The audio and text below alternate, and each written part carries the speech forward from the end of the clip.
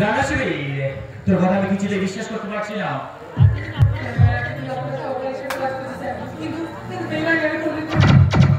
আমি যে পূজাকে ডিস্টার্ব বসে রুমে নিয়ে যাবো তুই জানতিস, সেখানে দেবীকে তুই পাঠিয়েছিলিস। শুধু তাই নয়, এমনকি আমাদের অতগুলো টাকা হিরোইনের টাকা তুই পুলিশকে ধরে দিয়েছিলিস। তোকেও আমি বাঁচতে দেব না শয়তান।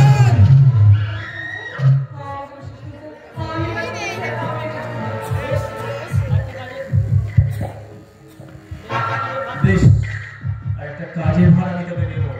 যদি দেখি তার মধ্যে কোনো চক্রান্ত আছে, তাহলে আমার হাত থেকে তোকে কেউ বাঁচাতে পারবে না, কেউ না। এখানে নয়, গাড়ি বের কর। এক্ষুনি আমাদেরকে টার্মিনাল বা যেতে হবে। অবশ্য আমিও যাবো।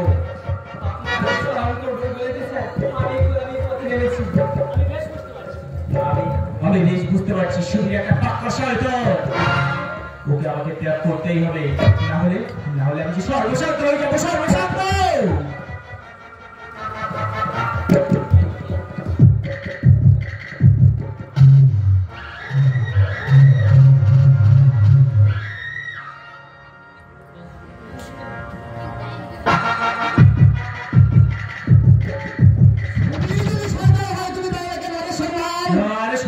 তুমি এখানে খবরদার, পকেটে হাত দেওয়ার চেষ্টা করলে আমি তোমার প্রাণটাই উড়িয়ে দেবো। এবার তোমাকে কে বাঁচাবে ভেবেছো? আমার মনকে শেষ করে দিয়েছে, আমাকেও শেষ করে দেবে, তাই না?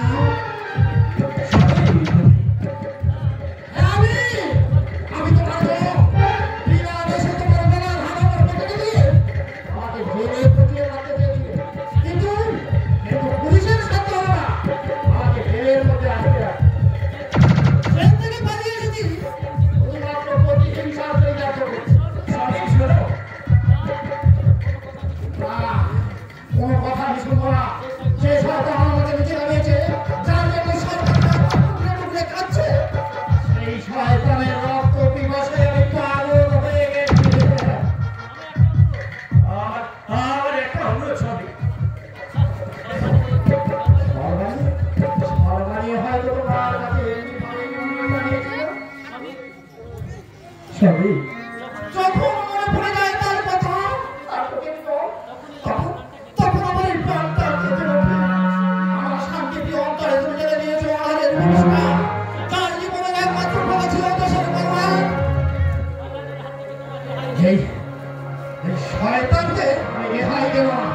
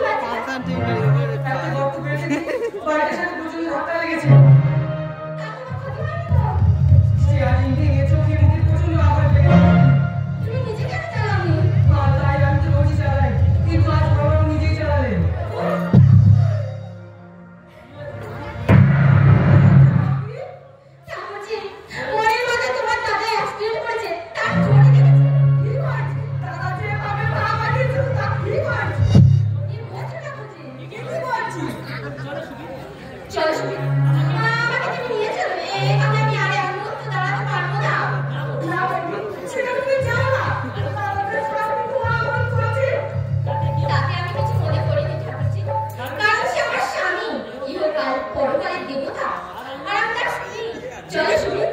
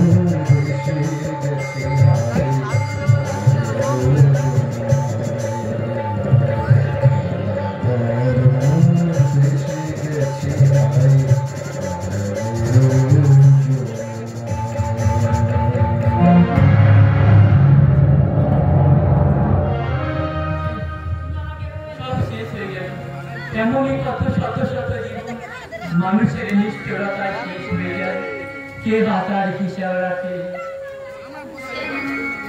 সেদিন তোমাকে চরম অপমানিত হতে হয়েছে। আজ তুমি আমাকে ফাঁকি দিয়ে চলে গেলে মা। একটিবার তুমি আমাকে পূজা বলে ডাকো মা। বিয়ে করো না পূজা।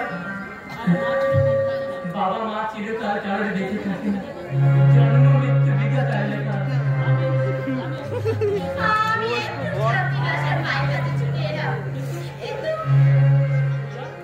পূজা, নরেকে কি হয়েছে? মাকে অ্যাক্সিডেন্টে আমার স্বামীর চোখে বন্ধ হয়ে গেল। সে কি নরেকে? আজ আমার কিছুতেই শান্তি না। আমি হেরে গেলাম। না, হারতে আমি তোমাকে দেবো না পূজা। মনকে শক্ত করার চেষ্টা করো। এখন আমাদের অনেক কাজ বাকি আছে পূজা। এখন আমাদের কাকিমাকে সৎকার করতে হবে পূজা। চলো কাকিমাকে আমরা সৎকার করি।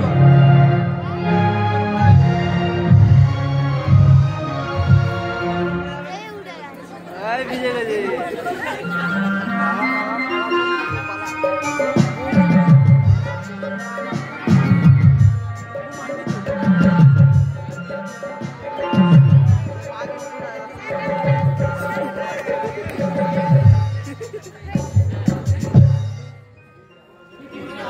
পৃথিবীটা আজ আমার কাছে কত সুন্দর, কত স্বপ্নময় পূজা। এতদিন মনে হচ্ছে আমি ঘুমিয়েছিলাম, আজ ঘুম ভেঙে সবকিছু আমি নতুন করে দেখছি পূজা। আশ্চর্য, পৃথিবীতে এত বড় অসম্ভব সম্ভব হয়। ডাক্তার বাবু তোমাকে বেশি কথা বলতে বারণ করেছে। এখন তোমার বিশ্রামের প্রয়োজন। পূজা, কি হলো? না না, তোমাকে স্পর্শ করার মতো কোনো যোগ্যতা আজ আমার নেই পূজা। কথা কেন বলছো? আমি যে পাপী, মহা পাপী আমি। আমি যে একটা দামি পরস্পরকে নোংরা করতে চেয়েছিলাম পূজা। তোমার মতো সতী স্ত্রীকে আমি কত যে কষ্ট দিয়েছি তার কোনো ঠিক নেই। আমি চাই পূজা, তুমি আমার স্বামী, আর এটাই আমার কাছে তোমার বড় পরিচয়। তুমি অনেক বড় পূজা, অনেক মহান। আমার ফোন দে। আর আমি যে একটা নরপতি। ও কথা শোনা আমার পাপ। এটার সঙ্গে যা। আমি যে তোমার প্রতি অনেক অবিচার করেছি পূজা। মুখের মতো বলছিলাম পিছনে ছুটে তোমার জীবন থেকে সাত স্বপ্ন সবকিছু আমি গেলে তারা পাইছে। আজ তোমার বুঝতে পেরে আর তোমার কোনো দুঃখ নেই। আচ্ছা পূজা, স্বাধীনে আমার জন্য তোমার ত্যাগ করবে। আর এইটা আমি তোমার কখনো কোনো উপকার করি না, কারণ বন্ধুত্বের মুখ করে তার জীবনটাকে আমি পুরো নষ্ট করে দিয়েছি। তার জীবন থেকে তোমাকে ছিনিয়ে নিই, তার জীবনটাকে আমি মরুময় করে তুলে দিয়েছি। অথচ স্বাধীন আমার জীবনটা কত সুন্দর ভাবে আছে। চলো পূজা, চলো স্বাধীনের কাছে আমাদের যেতেই হবে। স্বাধীনের ক্ষমা না পাওয়া পর্যন্ত আমাদের নরকের ঠাঁই হবে না পূজা। চলো স্বাধীনের কাছে হবে না স্বাধীন। আমি যে তোদের কাছে নিজে এসে গেছি। আমাকে চোখদার করে তুমি আনতে হবে। আমার যে তোর জীবনের মূল্য যে অনেক বেশি হয়, কারণ তোর উপরে নির্ভর করছে আরো একটা জীবন। স্বাধীন কাঁদছে কেন তোটা? আমার চোখ দিয়ে নরেশ তোমাকে দেখি। আজকের এই শুভ দিন তোমার থেকে জয় করলে আমি যে কষ্টে পাবো পূজা। তোমাকে আমি কথা দিয়েছিলাম তোমার জীবনকে আমি সুন্দরভাবে গড়ে দেব। তোমার মায়ের স্মৃতিচিহ্ন যেগুলো তুমি যত্ন করে রেখে দিল। এই দুর্গতা সিঁড়ি বন্ধ দিয়ে আমি দিল্লিতে ছুটির প্রদর্শনে গিয়েছিলাম। এই নারী চুপ করে আছিস কেন? ভেবেছিলি আমাকে হারিয়ে তুই পারবি না, দেখ কিন্তু আজ নিষ্ঠুর করি আছে, তুই নিজেই হেরে গেলি। তোর মতো বন্ধুর সঙ্গে আমি যে বিশ্বাসঘাতকতা করেছিলি স্বাধীন, তোর মতো বিশ্বাসঘাতকতা করেছি। শাস্তি দে আমাকে, শাস্তি দে আমাকে, শাস্তি দে। কি বলছিস রে?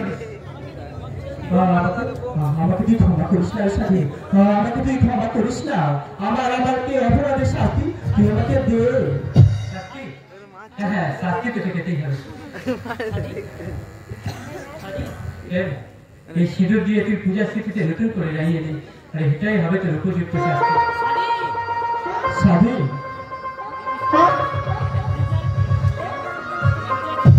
জীবনের সঙ্গে আমাকে জড়িয়ে তুই পূজাকে অনেক লাঞ্ছনা করেছিস, আর ঘৃণা নয়, বিবেচনা। এবার তুই পূজার অগ্নিবাসে কি ফুলের বাসরে পরিণত করে তোকে তুই আপন করে না ভাই। আমি যে চোখ দিয়ে পূজাকে দেখেছিলাম, আমার সেই চোখ দিয়ে তুই পূজাকে এবার দেখবি। হ্যাঁ, তোর এই ত্যাগই তোকে একদিন মহান করে রাখবে। পরশুরামের ছোঁয়া আমার মনের সমস্ত কালিমা ধুয়ে মুছে পরিষ্কার হয়ে গেছে। আমার খারাপ অবস্থা আমি ফিরে পেয়েছি স্বাধীন। আমি পূজার সিঁড়িতে যে সিঁদুর লাগিয়ে দিয়েছিলাম সেটি ছিল প্রতিহিংসার সিঁদুর। তাই আজ আমার অন্তরে ভালোবাসি আমার আমি পূজার সিঁড়িতে লাগিয়ে দেবো স্বাধীন, পূজার সিঁড়িতে আমি লাগিয়ে দেবো। আর আমাদের ফুলের বাসরে পূজা শুধু হাসবে, পূজা শুধুই যে হাসবে।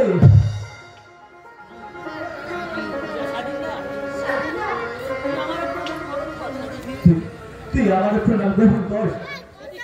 কি করছিস না?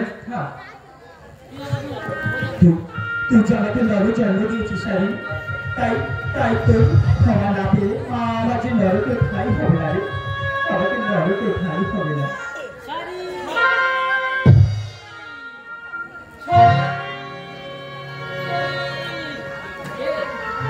কে?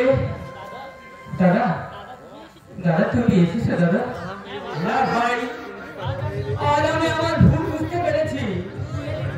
ওই নির্বনা বিশ্বাস করে আমি তুই আমাকে ক্ষমা করে দে ভাই। পৃথিবী কত সুন্দর, কত স্বপ্ন, আবার আমার নতুন করে বাঁচতে ইচ্ছে করছে, কিন্তু না, আর তা আমি পাই না। চল ভাই, তুই বাড়ি ফিরে চল, আবার আমরা নতুন করে। না দাদা, আমাকে সংসারে বাঁধে বাঁধতে চেয়েও না।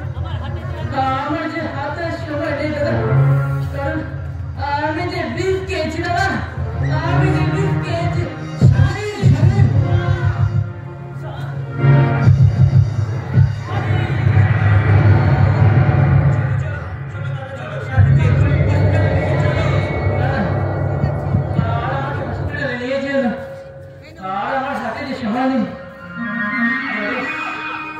আমি পূজাকে তোর হাতে তুলে দিয়ে গেলাম। স্বাধীন, তুই আমার সুখে রাখিস, কখনো কষ্ট দিই না। আমার যে সময় আমি চলে যাই।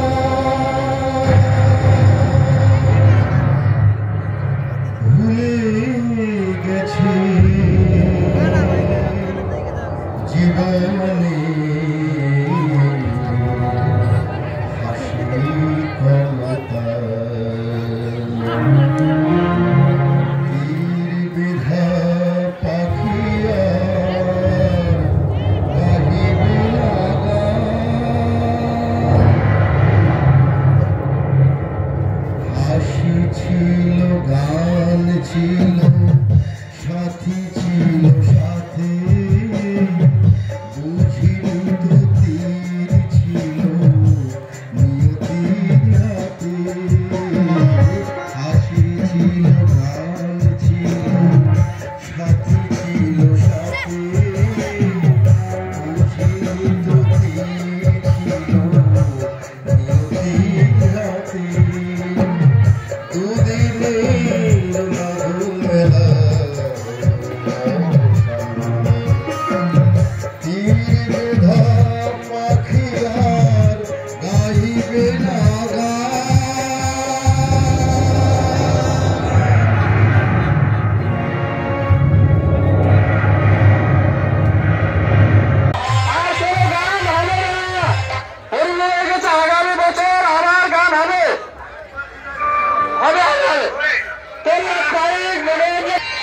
ওই তো